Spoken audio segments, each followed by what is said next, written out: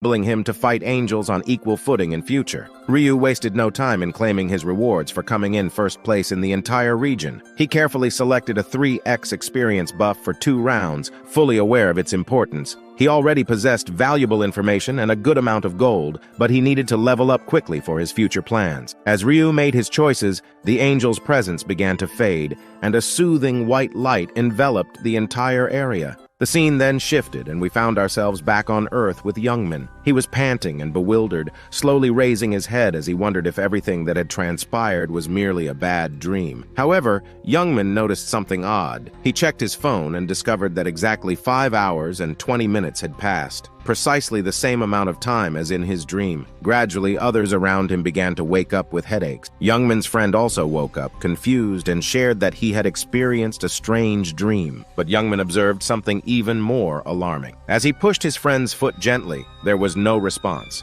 Another friend tried to rouse the motionless man, only to discover that he was dead, his face pallid. Panic began to grip them as they realized that everything that had occurred in the dream was not a mere fantasy. It was a grim reality. Anyone who had died in that dream had met the same fate in real life. This shocking revelation was too much to bear, and fear overcame them. Youngman and his friends frantically assessed their surroundings, trying to determine what to do next and how they would face the challenges of the upcoming month. Amidst the fear and confusion, Youngman was trembling, but his tremors were not born of fear. Instead, he was shaking with excitement, a strange anticipation stirring within him. He was getting excited, thinking that in that world everyone was equal, and it didn't matter whether they were a president or a celebrity. In that world, strength was king, and he could do whatever he wanted. He could kill whoever he pleased. Meanwhile, his friends were crying in panic, scared that next month he would die as a virgin if he failed to complete the quest. But Youngman scolded them, telling them he wasn't the only one facing this problem. He urged them to stay calm and explained that all they had to do was kill some monsters to survive the next round. It was as easy as spreading butter on bread.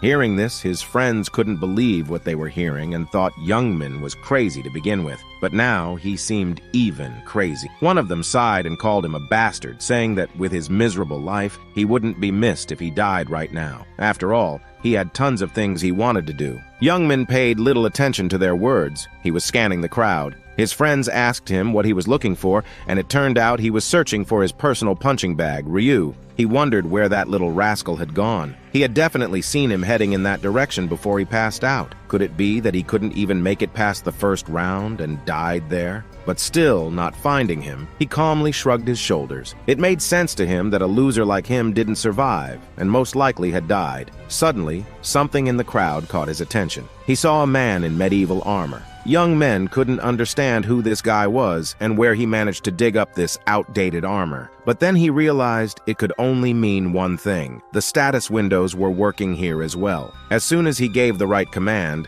his status window with his characteristics appeared in front of him. He couldn't believe that it had worked. Young men immediately shouted to his friends to all try to turn on their status windows because it worked here too. They were once again shocked that it worked. Seeing their actions, the others also followed suit. But everyone was curious if this meant that they could use all of their stats and items here. A few hours late, to test this, Young Min picked up a small pebble from the ground and squeezed it in his hand. It shattered into small pieces, and the remnants of the stone turned into a saw blade that spilled out through his fingers. Seeing this, he let out an evil smile. A few hours later, the next breaking news was announced on morning news nationwide. Multiple angels were seen worldwide, and 9 billion people died overnight, while another 9 billion people gained mysterious powers, turning the whole world upside down. Ryu Min walked down the street with a serious face, reading the news on his smartphone. He thought to himself, it's just the beginning. The real chaos is about to come. The real problem was now on round 1. People didn't become that strong. They reached just the level of a pro athlete. The real chaos would begin from round 2, when they would get magical powers, giving rise to numerous criminal activities as modern weapons wouldn't work on them. Ryu wasn't going to sit back and watch the world descend into chaos. If he had left things as they were, the Earth would likely have fallen into ruins before the 20th round arrived. There was only one solution. He would have to control the other players by overpowering them, making them his slaves. With a serious expression, he realized that he needed to gather his 5 teammates as soon as possible, and he had some of them in mind. But then he said to himself, that's not important now. There's something even more important to do. He left with determination. He reached his house and knocked on the door of the apartment building in one of Seoul's neighborhoods. No one answered or opened the door, so he retrieved the key from its hiding place and let himself in. It was dark inside, and he noticed an uneaten instant cup noodle. Slowly, he approached his bedroom. There, his little brother, Wani, slept peacefully and carefree on the floor. Seeing him, Ryu couldn't help but let out a warm smile. He was glad that his younger brother was safe and sleeping peacefully. He continued to watch over his sleeping brother with affection for a while. Ryu explained that his younger brother's name was Wani,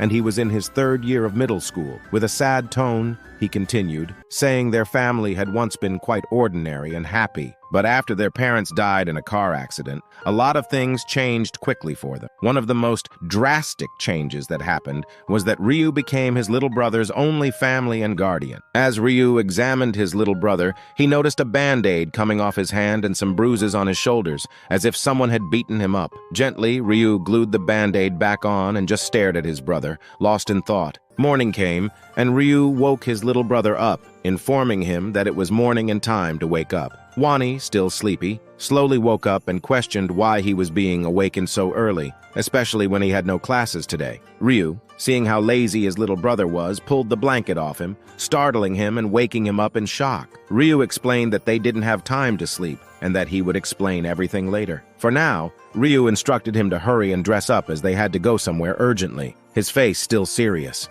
Wani took his time, not fully understanding what was happening. He yawned and asked where they were going, but Ryu, with a serious expression, told him that they didn't have time to relax and the whole world was in chaos. Wani asked if something was wrong with the New Year ceremony he was going to attend, but Ryu urged him to get out of the house first, promising to explain everything later. As they left the house and strolled down the narrow street, Wani couldn't help but notice a significant shift in his brother's demeanor. Ryu, typically carefree and easygoing, appeared unusually serious. Wani sensed that something out of the ordinary had occurred, but he hesitated to inquire, thinking that Ryu would eventually share what was on his mind. Then Ryu turned toward his little brother and inquired if he was aware of what was happening in the world. Hearing this, Wani got confused, thinking about what could have happened while he was asleep in his state of panic. Ryu urged his little brother to check the latest news on his smartphone search feed. Wani quickly scrolled through the updates, trying to comprehend the gravity of the situation. What he read left him in disbelief. Stories of angels kidnapping people's souls and transporting them to another world, where half of them had died with a heart attack mysteriously. Panic surged through Wani as he absorbed the shocking news.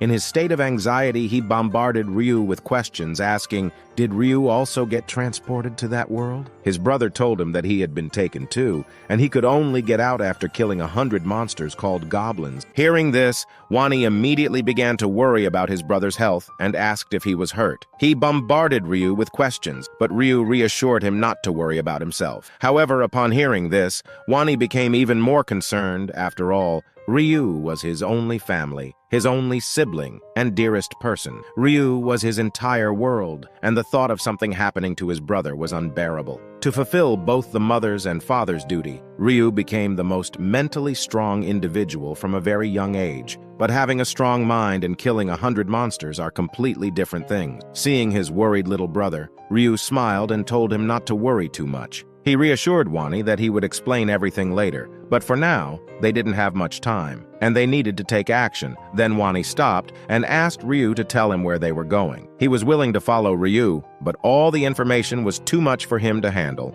and he would only follow Ryu when he told him where they were going. Seeing his little brother's wounded hand, Ryu turned to Wani and told him in a cold voice that they were going to attack the hideout of Taegyu, who was the leader of the bullies in his class, shocking his little brother. Still not believing that his brother had found out, Wani asked his brother if he really knew about it. Ryu asked back, did you really think I wouldn't find out? Now, Wani bit his lip, realizing that he thought he had hidden his secret well, but it turned out that his brother had known about the bullying all along. Now worried, Wani sat there thinking how he didn't want to get his brother involved in his life when Ryu was himself getting bullied and having a hard time. Ryu, on the other hand, seeing his little brother sad, apologized to him in his thoughts and said to himself that he shouldn't have known this in the first place, but he found this out during the first regression. After returning from the first round, Ryu Min just slept the entire day in depression, and his little brother went somewhere in the morning. After a while, Ryu was awakened by the ringing of the phone. Annoyed at who might be calling him, he reached for the phone, still sleepy. He asked who was calling, to which the voice immediately asked if he was the guardian of someone named Wani. Then it immediately added that he should come to the hospital immediately. After saying that, Ryu's pupils dilated in horror. The next second, he quickly got dressed and ran out of the apartment. And that day, his little brother got bullied so badly by Taegyu that Wani became blind with multiple fractures. Looking at his younger brother, who was sitting in the corner of his room with his arms wrapped around his knees, depressed, Ryu was shocked and angry with himself because he was so weak and pathetic that he couldn't even protect his little brother. And now that he is no longer that weak, pathetic loser, he will do anything to protect his little brother. And his first mission is to beat the crap out of that son of a bully. Then the scene shifts, and we see an old factory. And inside that, Taegyu was beating someone furiously, asking why they hadn't brought him 200,000 won each as he had ordered them to. Shivering in pain and agony, the man tried to say something, but only managed to squeeze out another painful groan. Taegyu took that as ignoring him, which made him even angrier. He lifted his foot and swung it at the poor guy with anger in his eyes. Then he began to beat the poor guy again with anger,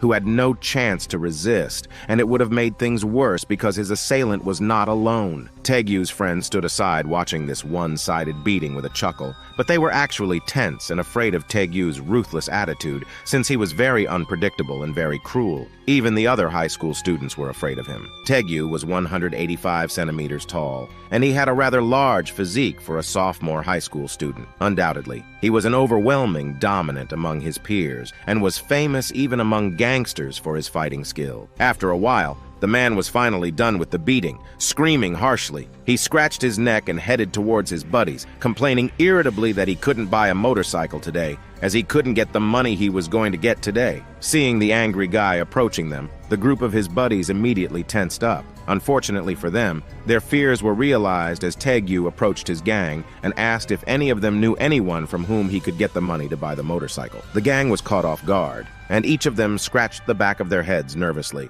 Then one of his members suddenly remembered a name, and he turned to Taegyu and asked why they shouldn't call that tall guy with curly hair who was from their class. Taegyu's lips curled into an evil grin when he realized who he was talking about. Then he added that he planned to call him today anyway, since he thought he deserved a good beating as a New Year's present. They were thinking about how they would beat Ryu 1. Taegyu, with an annoyed face, said that Ryu 1 is basically homeless, and they will not get anything from him. Then he decided that once he comes, he will beat the crap out of him and make him blind for being so poor. Then suddenly, a footstep echoed in the empty factory, and in the entrance, Ryu confidently entered the building, while Wani hesitantly followed behind him. Seeing Wani, the hooligans started laughing, saying they were just going to call him. And here he is. He came on his own. Then, noticing another person beside Wani, standing confidently, Taegyu got annoyed, thinking who he is. Then he shouted loudly, cursing Wani, saying how dare he bring someone without his permission.